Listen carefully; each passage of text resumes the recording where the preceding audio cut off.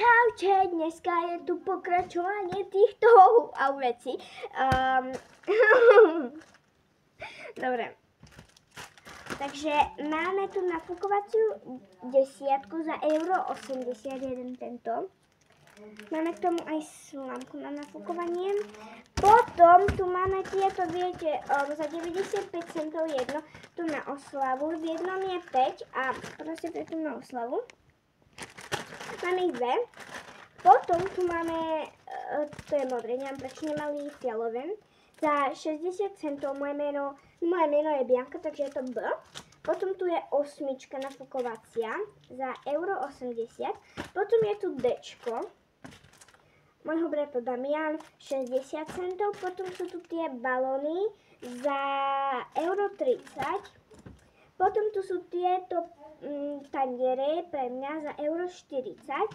A potom tu sú môjho brata taniere za €70. Potom tu je nafukovacia, no nie nafukovacia, ale tento obrus za €50. A takže tak, a mne tu chýba jedna vec. Neviem, kde je tá vec.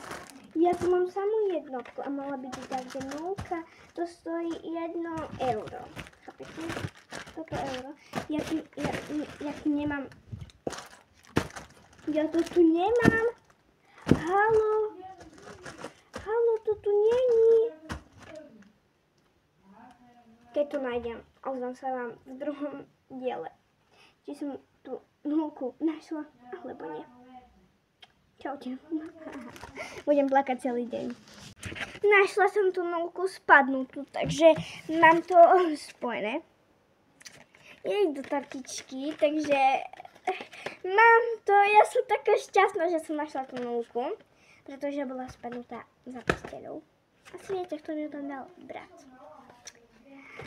Ten šuflík je síce skoro plný, ale není plný, takže ešte musím dokúpiť nejaké veci a ozvem sa vám v ďalšom videjku, tak čaute!